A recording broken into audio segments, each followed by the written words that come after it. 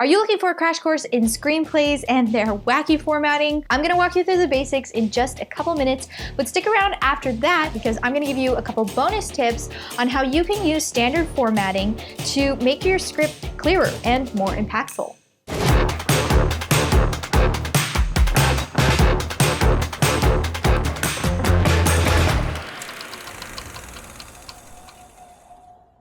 There are 5 basic formatting settings that you will use the most and you will find in any screenwriting program. The first is scene headings, also called slug lines or slugs. These sit at the top of every scene and give the reader information about the scene. So there are 3 components to slug lines. The first is going to tell you whether the scene is taking place inside or outside, using the abbreviations for interior or exterior. The second part is going to be the location of the scene, and the third part is going to be what time of day the scene is taking place, or rather what type of lighting is going to be needed. Next we have action.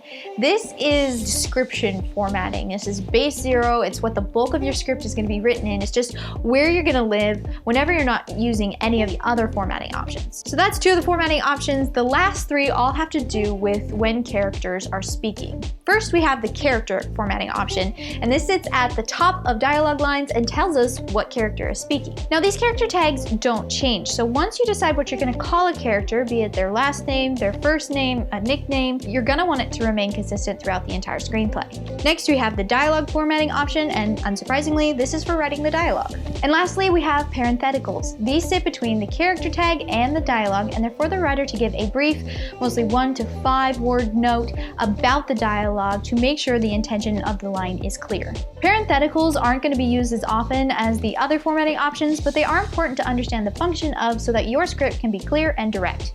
And that's mostly all you need to know to get started. We have scene headings, action, character, dialogue, and parentheticals. Most programs will have hotkeys to toggle between all these different settings, and you can quickly learn those as you begin writing to make transitioning between the different settings smooth and easy. But stick around because there are a couple other options that you will find in the formatting menu and a couple of rookie mistakes that you need to watch out for as you begin writing.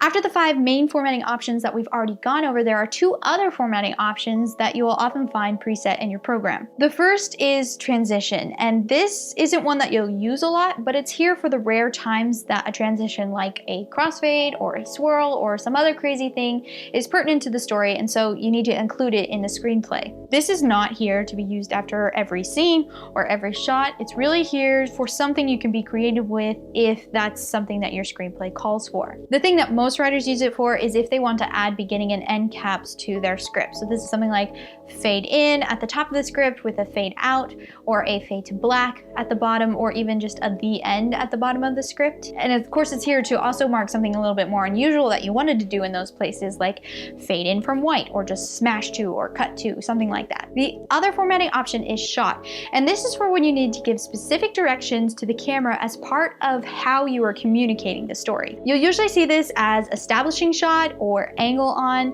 Like transitions, this is really only here when giving camera directions is essential to telling the story. The screenwriter should not be writing down every single shot in the movie. That's not their job. The shot formatting is here for those unusual moments when something cool and creative is happening that you have to envision through the lens of a camera for it to make sense.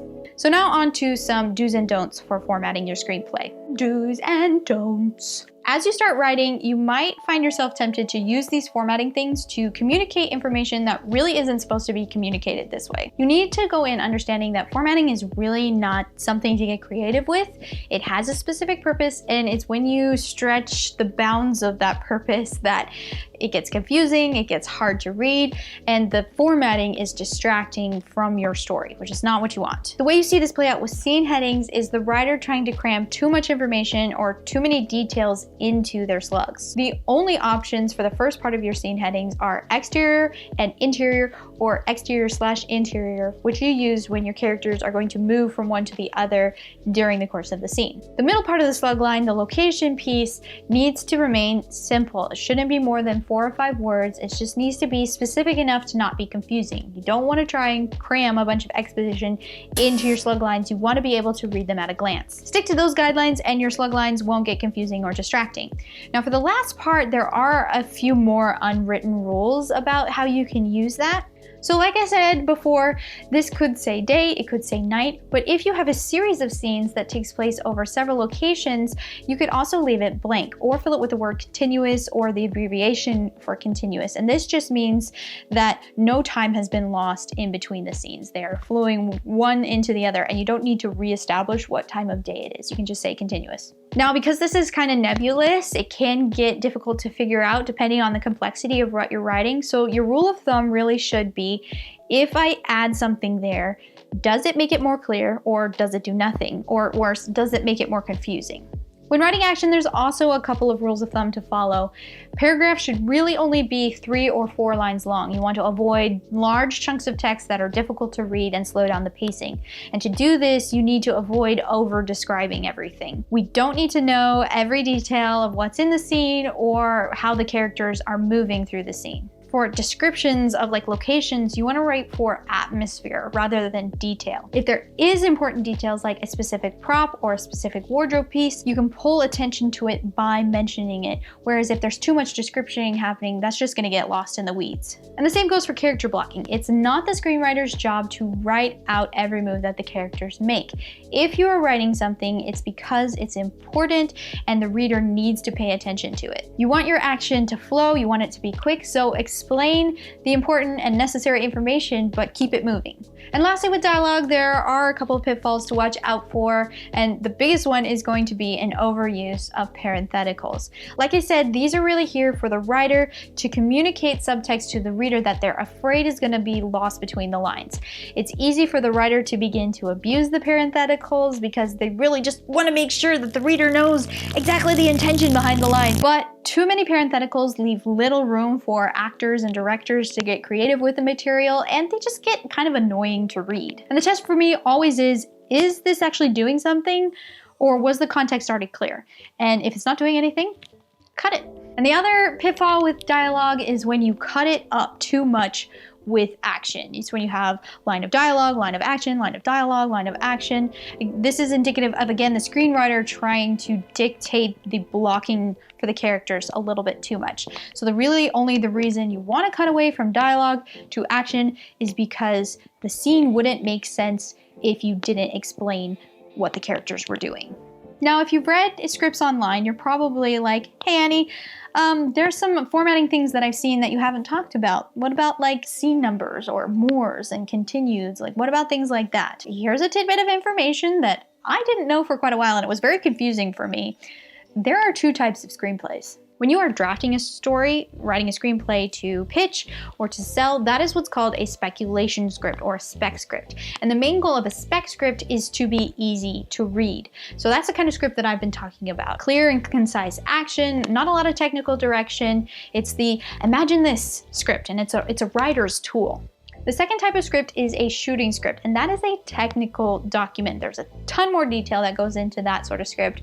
There's scene numbers, there's technical direction for cameras, for blocking, there's makeup and costuming and more props and more visual effects and more special effects and audio. All of that gets written in a lot more detail because this is the version of the script that the crew is going to use to schedule and plan out the shoot. The thing is, for people who are trying to learn screenwriting, most scripts that you can access online for research are shooting scripts, not spec scripts. So it can be confusing when you're trying to learn formatting and just get familiar with the language of screenwriting to be reading all of these shooting scripts. Just something to bear in mind as you are doing research and looking at examples, which is a great way to learn screenwriting, by the way. So to sum up, what you really want for your formatting is for it to be invisible. You want it to serve the story and to not distract from the story. When in doubt, the answer is to choose the simplest option, the most straightforward option, whatever is going to make it clearer and the least confusing. Well, thanks for sticking around to the end of the video. I hope that you learned something new about screenplay formatting and you are ready to go and write your own script. If you would like to join the Homegrown Filmmaker community, you can do that on Facebook. We have a private group where we share our projects and we receive critiques and feedback from one another, and we just chat about movies because, hey, that's what we all like to do. And if you enjoyed this video, I would be ever so grateful if you could give it a thumbs up and hit subscribe. We will have more content coming out soon. Until then, I'm Poling Swet and I'm a homegrown filmmaker. I'll see you next time.